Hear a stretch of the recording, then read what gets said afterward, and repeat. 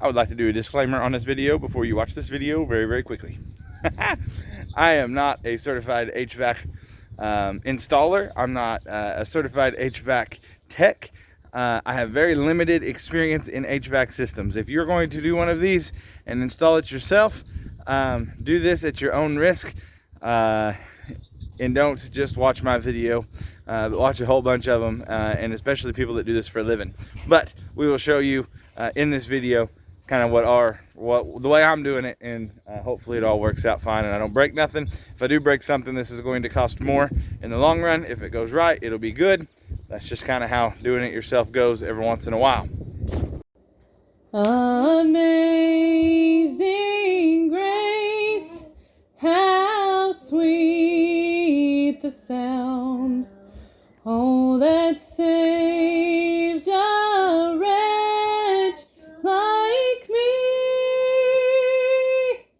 I once was lost, oh, but now I am found.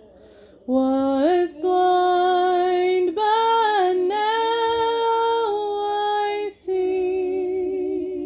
Welcome to Built on Faith Homestead, where we like to talk about things like tiny houses and gardens and wild edibles and animals and raising kids in the way of the Lord the best way we know how. We like to talk about the Lord, maybe even some current events every once in a great long while. But today we are running a vacuum on our mini split system. Now, if you guys have watched our videos, you know that I installed the mini split system. Last week I was undecided if I was going to call an HVAC guy to come and run the vacuum or if I was going to do it myself. And I decided it was, after pricing the tools on Amazon for like 150 bucks, I could get the tools to do it myself. And I figured it would cost somewhere close to that to have an HVAC guy come out and do it for me. And so I decided, you know what, let's get the tools and let's just do it. Now, we may not ever use the tools again. I do know some people that's putting in some HVAC systems, some mini split systems, so maybe they could loan the tools or something like that if they need to. We'll figure all that out later. But needless to say, I went ahead and just bought the tools because I assume it's going to be pretty close to about the same money to have an HVAC guy come to our house, do the same test that we're going to do today, or do the same procedure that we're going to do today. Plus I have the tools to do it again if I ever need to. And I don't have to work around anybody else's schedule, right? We were able to work off our own schedule, so that kind of makes things simpler as well. So we'll show you guys what we got. All right, so here we go. Here's our pump. Here's our setup. Everything hooked up. Gauges hooked up, ready to go. Gauge hooked up there. Went ahead, wasn't sure what size Allen wrench, so I just messed around and got that figured out too, to release the Freon back into the system whenever we're ready to go. However, we're not ready to go with that just yet because we still got to do the vacuum. It came with a little bottle of oil, and so I was able to fill up the oil reservoir. We're going to turn it on here in just a little bit, and we will see what we can do. So as you can tell here, blue gauge, low pressure, ran over to the bigger line that comes down the low pressure line. Yellow hose hooked up to the vacuum pump, and red hose just hooked back up to itself on that quick connect. This gauge set that I bought came with all kinds of little adapters and pieces and all that good stuff to make everything work, which I found helpful for sure. And so it had a whole bunch of them. It took me a little bit just to figure out exactly where to put each of those little adapters and things to make all of that work, but we got it figured out. We are hooked up. I think I've tightened everything up just a little bit with a pair of channel locks, so got everything finger tight and then just eased it a little bit with a pair of channel locks, and we will get things going here, I think. All right, off. All right, I think we're ready to go. All right, I want to show you guys. So it's been going quite a while now. We're coming up on 20 minutes. But here's our blue pressure gauge drawn down to the -30 PSI. I will say, when I first kicked it on, I had a lot of smoke out of the oil exhaust. This connection right here, I didn't have it quite tight. I thought I did, I guess. I thought I got them all tightened up. This one got loose on me. I don't know, just twisting everything in here, getting everything set up, if it loosened up. So it was getting a bunch of smoke, which is a culprit usually is a loose connection. So went ahead and got that connected up, and we have been running. Needle hasn't budged since it started, and here in a little bit we will shut it down.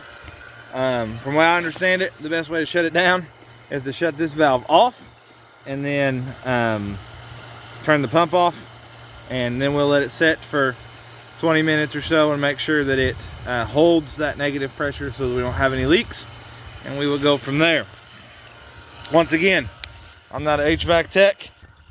Don't take my word for it, but part of the reason why I want to do this video is help you guys understand that you can do some of this stuff yourself if you're just willing to put in the work. And right now you live in a very blessed time where you have the availability to go to the internet and pretty much look up anything that you need to do stuff like this.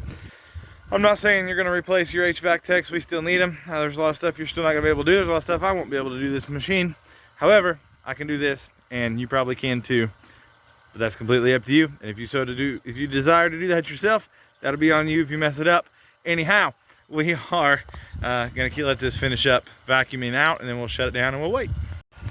All right, guys. So it's been about 20 minutes. Moment of truth. We will still got the pump running. We are going to shut the valve off and go from there. Now, remember, you're doing this to check for leaks in your system. And so obviously if it doesn't hold that negative pressure, you've got a leak somewhere. Now it's all solid piping back and forth, and so it's going to have to be at my connection points if I do have a leak. So if it moves off of this and we recognize that we do have a leak, it's not the end of the world. We'll just go through and start trying to figure out which fitting I didn't get tight whenever I installed it. That's the whole point, or part of the whole point of what we're doing. Not completely, but part of it. The other part is to get all the air out of the system so that whenever we turn our Freon on, our pumps, our motors, none of that stuff, our compressors not sucking air. So we will go from here. We will shut this valve off. Make sure I got it good and tight. I believe so. We will shut that off. And now we wait. We're going to wait approximately another 20 minutes. Make sure that it is holding pressure, and if it is, we should be able to turn the Freon loose into the system. Go in there, hit the remote, and we should have air conditioning, which today is not all that hot, but tomorrow is supposed to be hot, and then it's supposed to cool back down a little bit. But it'll be cool to have some air conditioning. Literally, it'll be cool to have some air conditioning.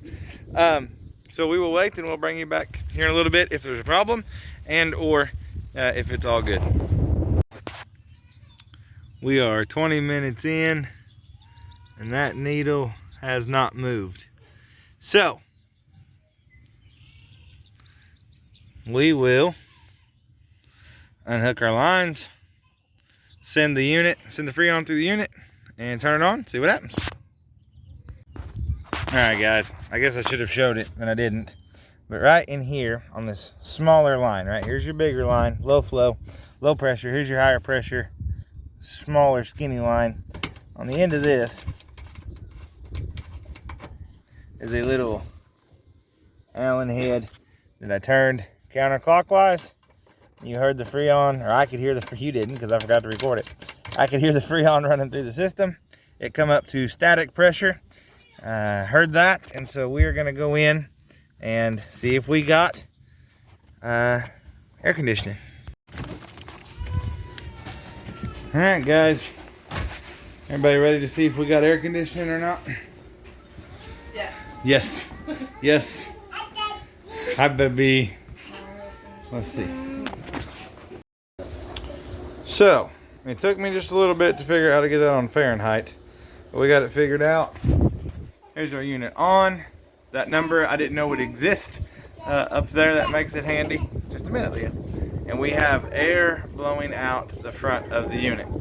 So, we're gaining for sure.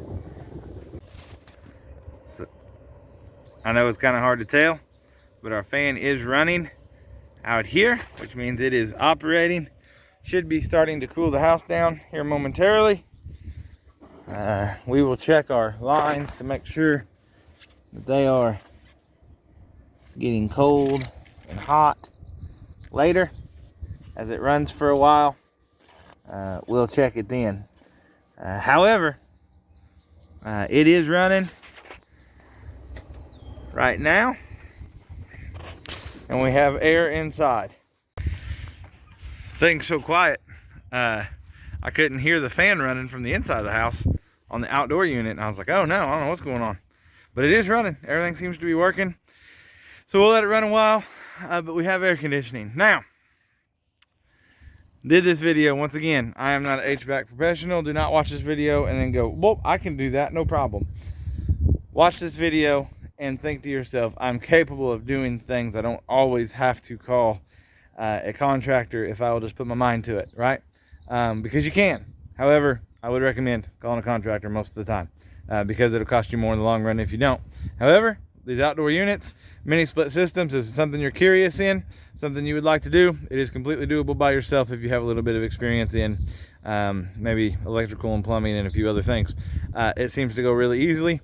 Vacuuming the system went pretty easy, pretty simple, and we have got the house cooling down now. So what a blessing. Thank you guys for watching. Videos like this pique your interest, please remember to like and subscribe to our channel. Thank you guys, and we'll catch you later.